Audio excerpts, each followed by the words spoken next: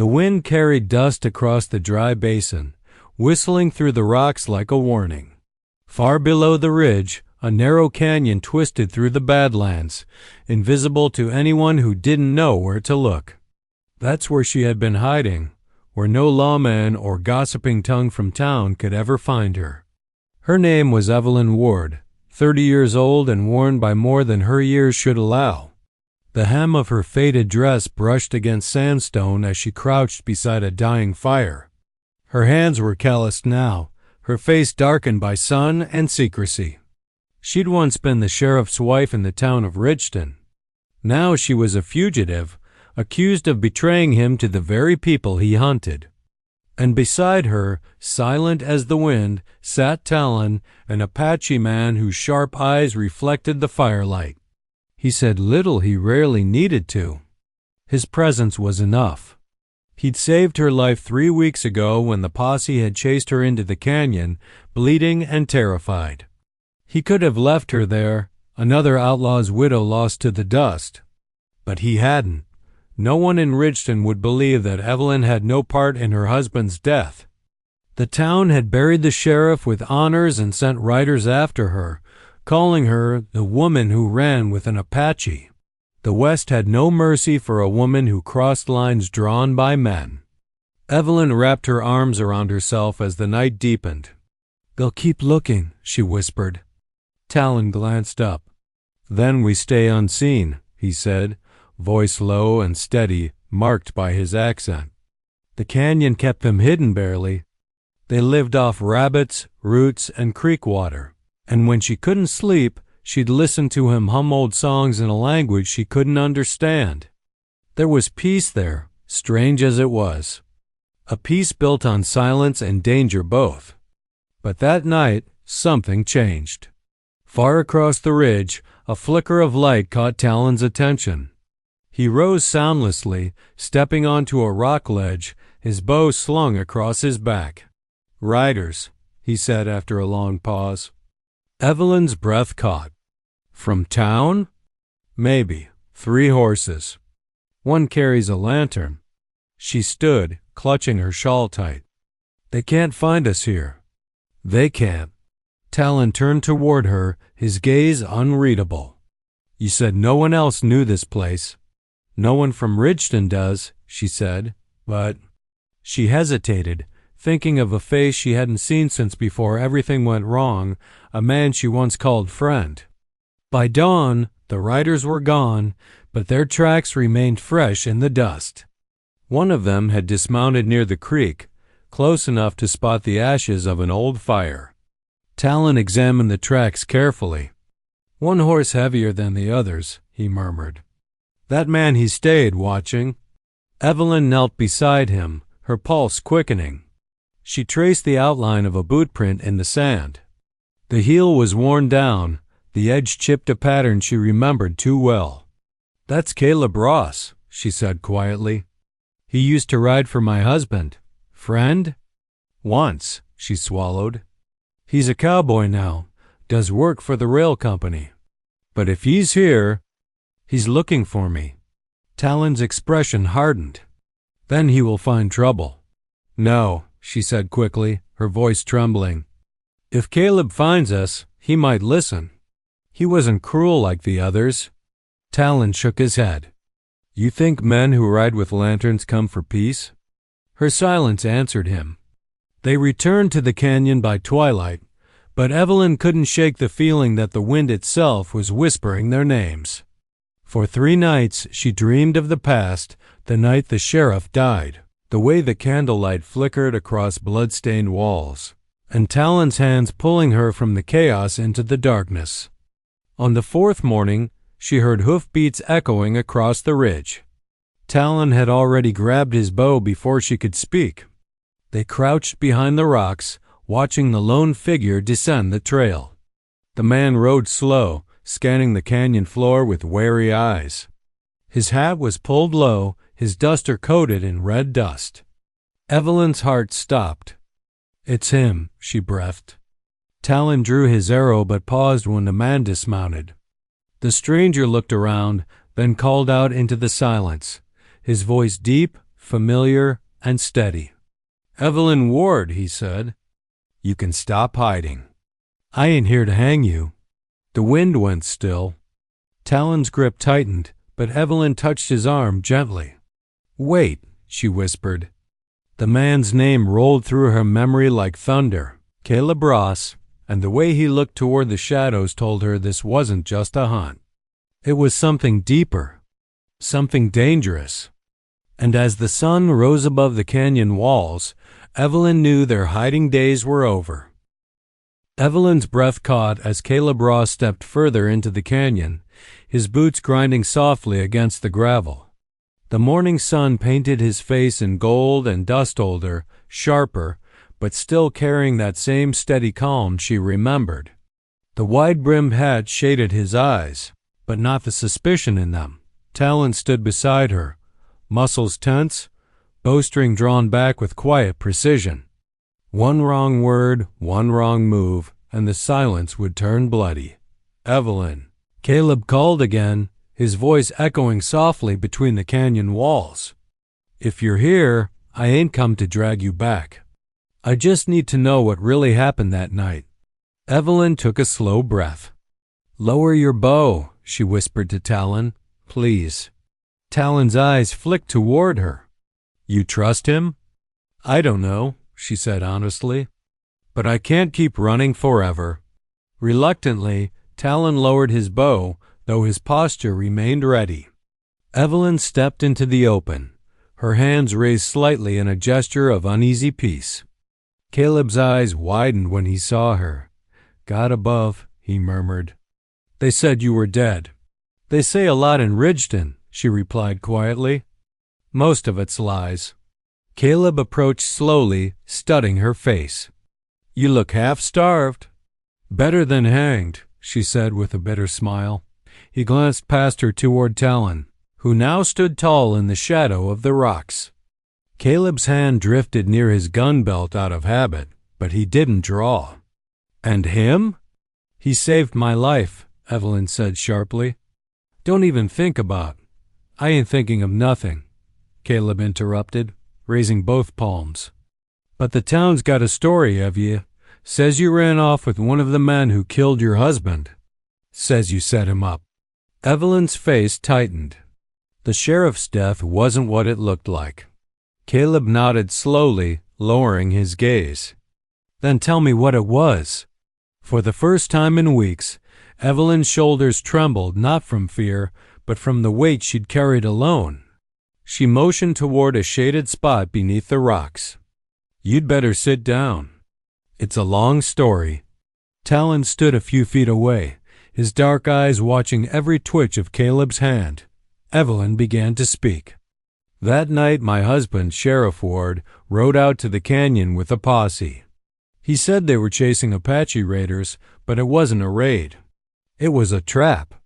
He meant to ambush a small camp, families, women, not warriors. I begged him to stop, but he wouldn't listen." Her voice cracked. "When I tried to warn them, one of his men caught me. There was a fight, shots fired. And when it was over, the sheriff was dead.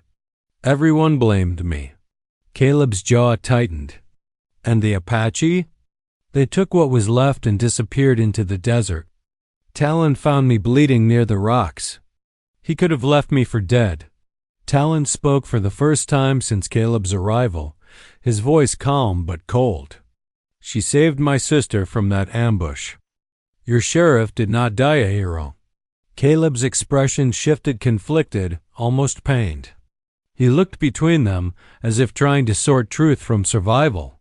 "You're saying Ward was working for the rail company? That those raiders were just families living on the land?" "Yes," Evelyn said. "He wanted them gone so the rail line could pass through. Money does cruel things to men." Caleb let out a long sigh. "The company's still building that line. I've been riding guard for their supply trains." Talon's hand tightened on his bow. "Then you ride for the same men who killed mine." "Not by choice," Caleb said quietly. "In the West, choice is a luxury." The canyon grew silent again. A hawk circled overhead. Evelyn stared at Caleb, searching for the man she used to trust. If you tell the town where I am, they'll kill him and me with him. Caleb's gaze softened. I didn't come to turn you in. I came because something about the whole story didn't fit. And now I know why. He glanced toward the ridge. But there's a problem, Evia. You ain't the only one being hunted. The company's men are out here too. I saw their tracks an hour back. They're looking for anyone who knows what really happened to Sheriff Ward. Evelyn felt her stomach drop. How many? 4 riders. And they ain't carrying lanterns this time. Talon's eyes narrowed. Then we fight. Caleb gave a grim nod. Looks like you and your Apache ain't the only ones hiding anymore. As thunder rolled faintly in the distance, Evelyn realized the canyon that had protected them for weeks had just become a trap, and now 3 souls, each carrying their own guilt, would have to face the storm together. The sky turned to molten copper as the sun sank over the canyon, throwing long shadows across the stone. Evelyn crouched by the fire, packing what little they had, jerky, a canteen, and a single rifle wrapped in burlap. Every movement was silent, careful. The air itself felt hunted. Caleb stood at the canyon's mouth, scanning the horizon through the shimmering heat. 4 riders, he said quietly. I saw their dust trail splitting off from the main road. They'll be here by nightfall. Talon was already checking his arrows, his dark hair falling across his shoulders. His bare chest bore scars from battles long past, and the glint of the fire made the bone necklace at his throat seem alive. We can use the narrow pass, he said. One man could hold it long enough for the others to escape. Evelyn looked up sharply. We're not leaving anyone behind. Talon's gaze was steady, unflinching. You forget who you hide with, woman. I am Apache. I was born to fight surrounded. Caleb shook his head. And die for nothing? No. We'll make our stand smarter than that. He stepped closer to the fire, unrolling a rough map scratched into a strip of leather. The canyon forks about half a mile east. If we move before dark, we can use the upper ledge to circle them. Ambush them before they find us. Talon studied him with quiet respect. You ride like soldier, think like hunter. Maybe you are both. Caleb's eyes flicked toward Evelyn. I've been both, at one time or another. Evelyn's hands trembled as she tied the pack. And if they take us alive? They won't, Talon said simply. The evening came faster than they'd hoped. By twilight, the canyon was cloaked in blue shadow. They moved like ghosts along the rocks, Caleb in the lead, Talon silent as a shadow. Evelyn close behind, her heart hammering in her chest. When they reached the fork, Caleb motioned for them to stop. Below they could see faint lanterns flickering. The riders had arrived, 4 men, dust-covered, armed, and laughing as they dismounted. One wore a black hat and long coat with the mark of the Iron Creek Rail Company stitched on his sleeve. Caleb cursed under his breath. Foreman Dyer, he said. That man would sell his mother for a silver coin. Evelyn's voice shook. He's the one who paid my husband to clear the land. Talon's bow creaked softly as he drew it. Then tonight he pays too. Caleb raised a hand. Not yet. We need to know if they're alone. But before they could plan further, one of the riders below called out. Ross, you up there, boy? We saw your horse tracks. Boss wants words. Evelyn's eyes widened. They know you're here. Caleb's jaw tightened. Then we ended quick. Talon loosed the first arrow. It sliced through the dusk, striking a man square in the chest before he could shout. The others dove for cover, guns flashing in the half-light. Bullets ricocheted off the rocks. Caleb returned fire with precise, brutal calm, one shot, then another. He wasn't aiming to scare. He was aiming to survive. Evelyn crouched behind a boulder, clutching the rifle with shaking hands. "Talon!" she called. On the left. The Apache spun, loosing another arrow. The man's rifle clattered to the ground before he did. Smoke filled the canyon, thick and bitter. When it ended, the world was still again. 3 bodies lay sprawled in the dirt. One rider, Dyer, had vanished into the shadows. Caleb scanned the dark. "He's running." Talon stepped forward, eyes sharp. "He'll bring more." Evelyn's breath came fast, her voice trembling. "We have to leave now." They gathered what they could and moved through the ravine under a blanket of stars. The silence was heavy, filled with the weight of what they'd done and what would come next. After a while, Caleb spoke. "They'll send a full crew when those bodies don't return. You can't stay in the canyon anymore." Evelyn looked at him, tired but defiant. "Then where?" "There's an old mining shack north of Iron Creek," Caleb said. "Abandoned years ago. I'll take you there." Talon's gaze met his. "And why do this for us, Cowboy?" Caleb hesitated. "Because your people and mine, maybe we both got used and thrown away by the same men. Maybe it's time someone hit back." The fire in Talon's eyes flickered with understanding. "Then we ride together." Evelyn looked at both men, one born to the land, one torn from it, and felt something shift deep within her. They were no longer just hiding. They were becoming something the railroad men feared, more than bullets, survivors with a purpose. And as they rode through the darkness, the canyon behind them burning with ghostly embers, Evelyn realized this wasn't the end of their flight, it was the beginning of their reckoning. The dawn came pale and cold. 3 silhouettes rode across the wide emptiness north of Iron Creek. Evelyn, Talon, and Caleb carved against a sky that bled from indigo to fire.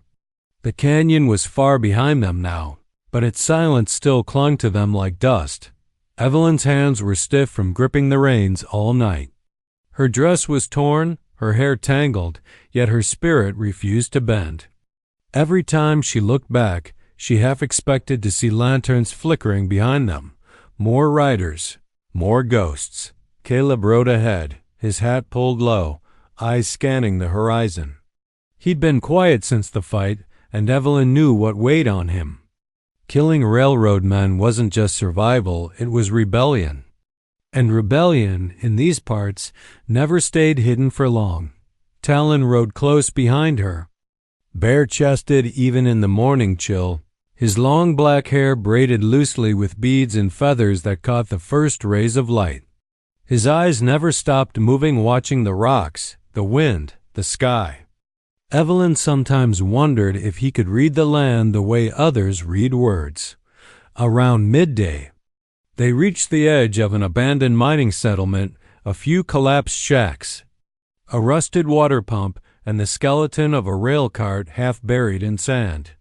Caleb slowed his horse and nodded toward a shack that still had part of a roof. "We'll rest there. The place hasn't seen life in years." Evelyn dismounted slowly, her legs trembling with exhaustion.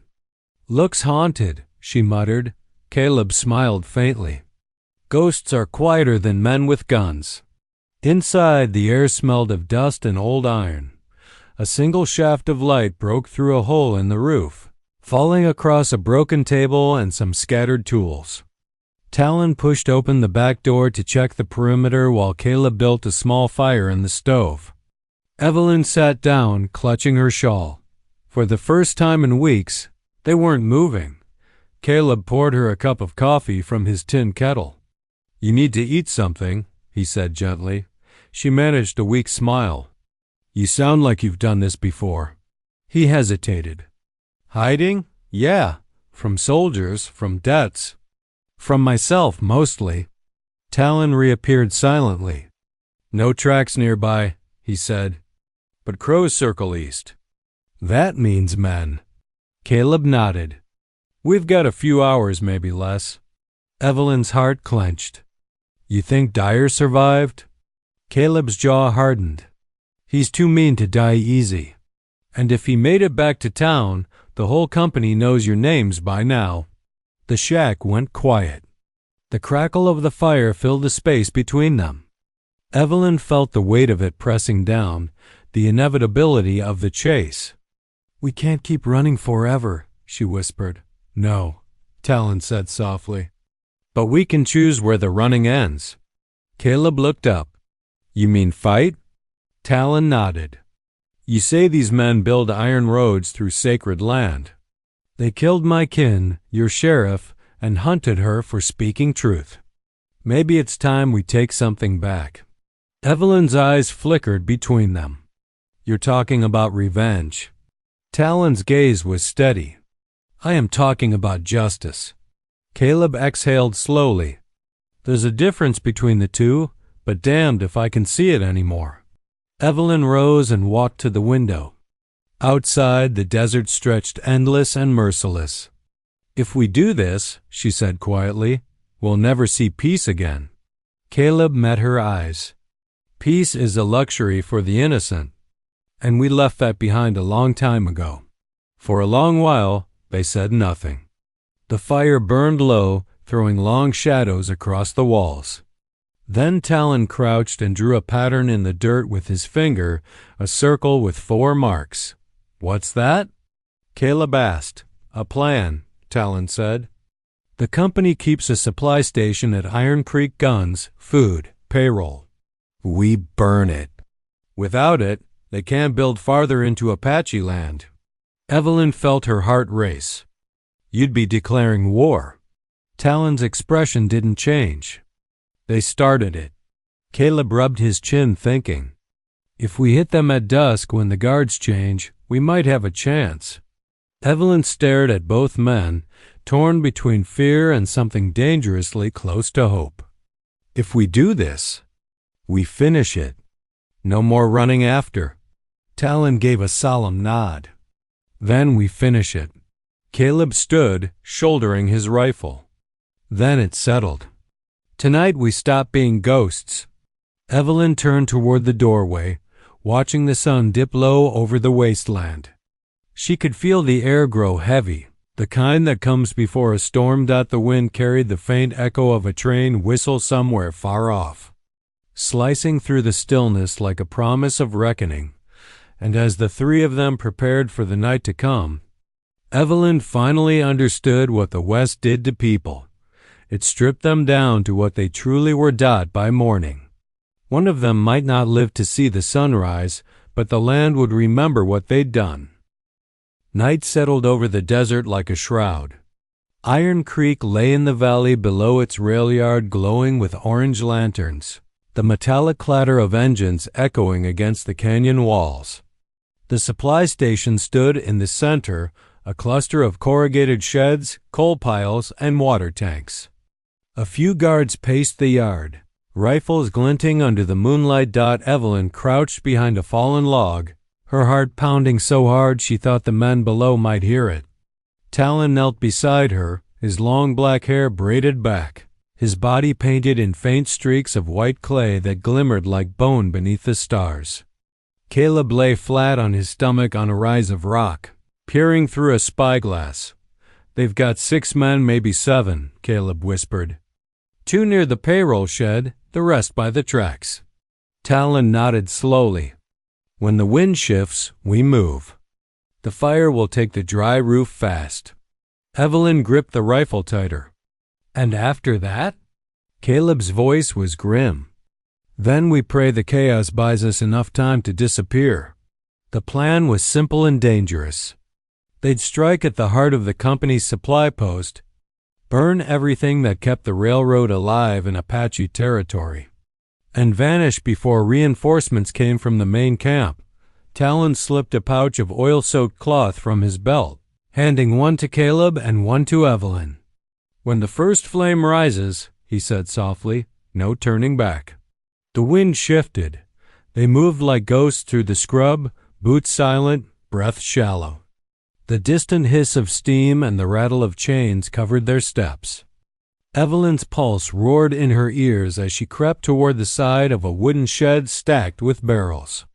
She struck a match, shielding the tiny flame with her palm, then pressed it to the cloth dot. The fire caught instantly, licking upward.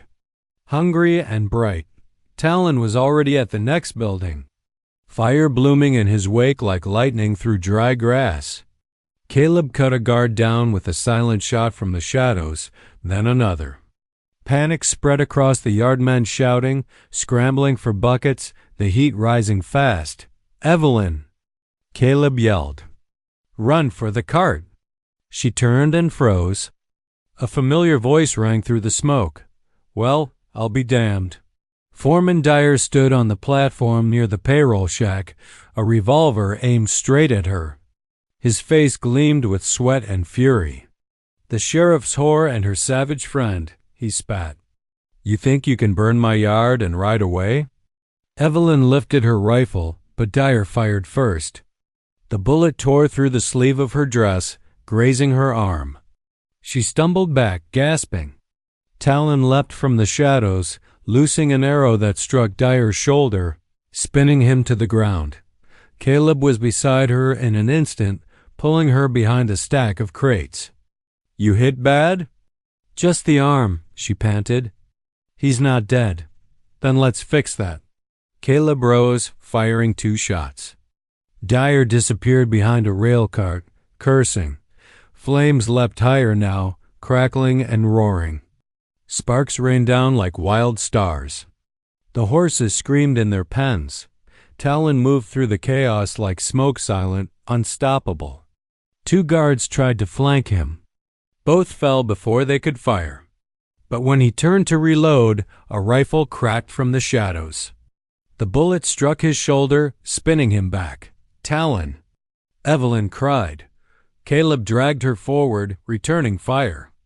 Dyer staggered from his cover, bleeding, his gun raised again.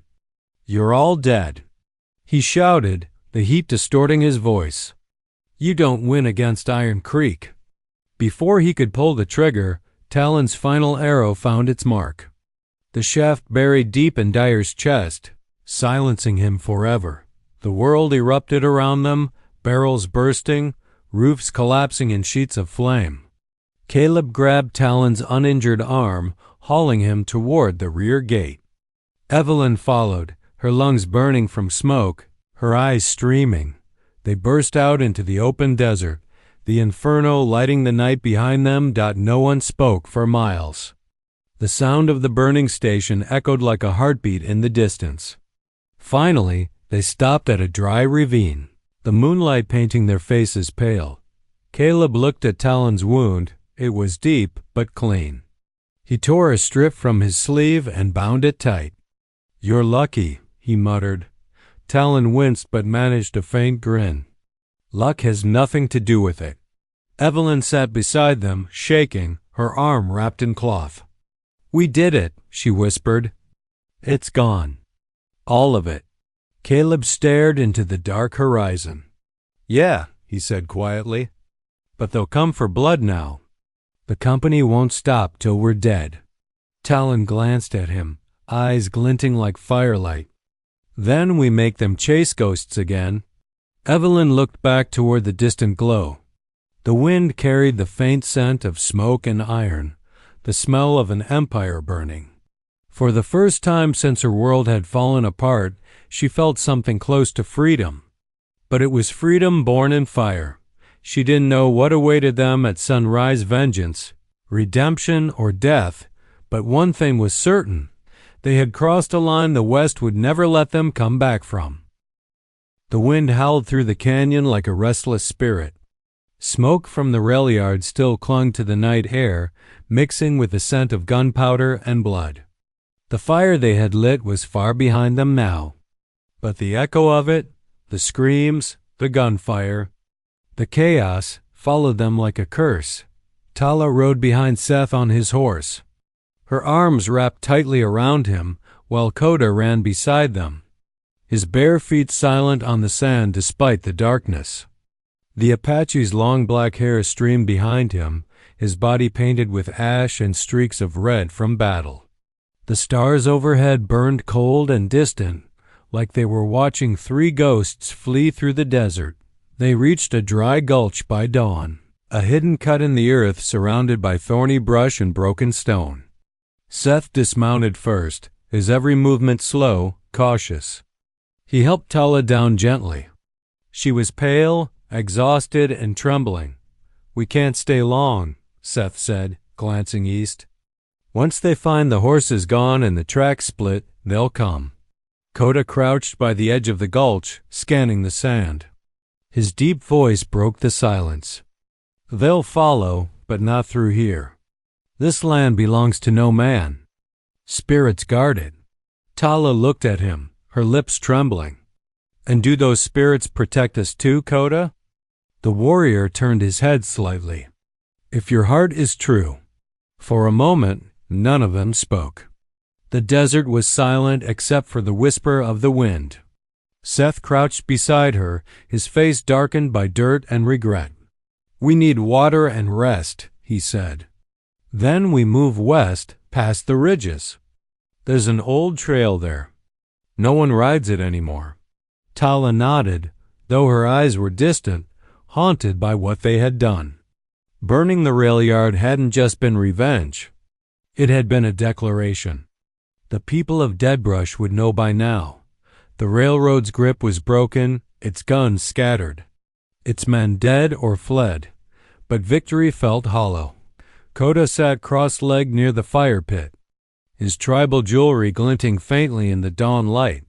He held a piece of stone and began carving something into it, slow, deliberate strokes. Seth watched him curiously. "What are you making?" Coda didn't look up. "A memory. For the dead who followed us here." Tala leaned closer, seeing faint symbols take shape, Apache markings, circles and waves, something sacred. "You lost your brother in the raids, didn't you?" she whispered. Coda's jaw tightened. "I lost more than a brother. I lost a way of life." Seth lowered his eyes. "We all did."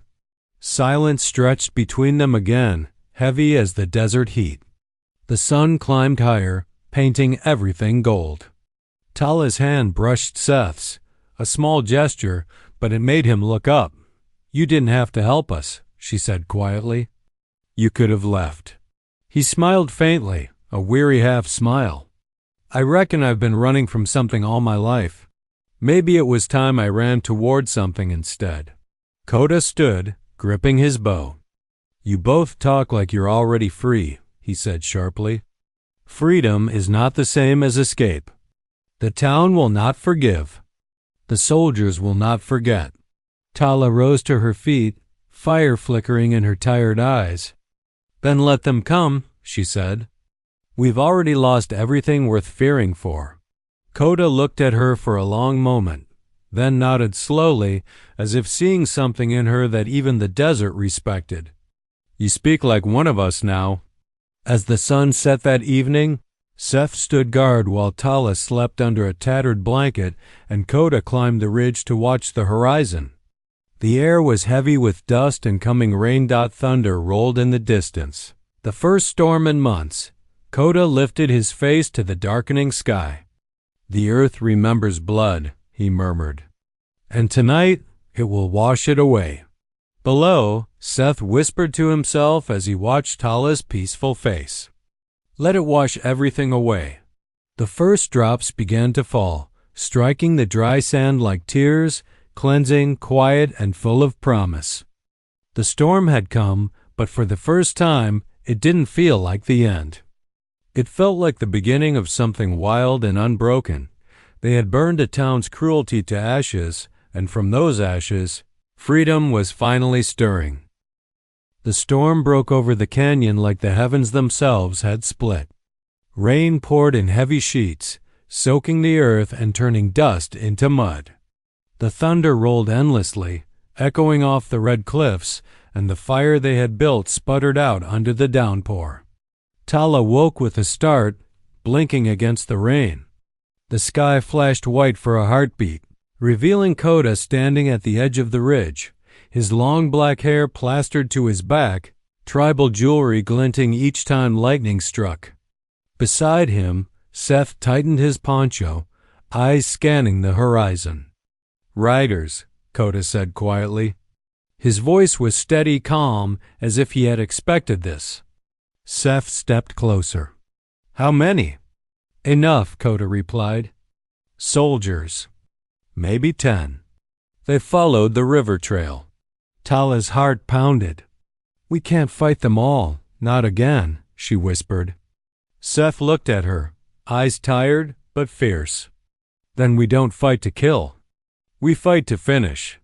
Coda nodded. "A warrior does not flee forever." The three of them moved fast. Coda knelt and drew lines in the mud, mapping their defense with smooth precision. "Here," he said, pointing to a choke point between the rocks. "One man with a rifle. Here, the woman with fire. I will draw them in." Tala gripped the wet hem of her dress. "And if you don't come back?" He looked at her then, really looked. His eyes, dark as the storm above, softened. "Then remember that I was not hiding," he said. "Not anymore." Before she could answer, he turned and vanished into the rain, a shadow moving through the wild. Seth loaded his rifle, the metal slick in his hands. He crouched behind a boulder and glanced back at Tala. "You stay low." "If this goes bad, I'm done running," she interrupted. Her voice shook, but not from fear. "Whatever happens, I stay." He gave a small nod, part respect, part sorrow. Moments later, the sound came.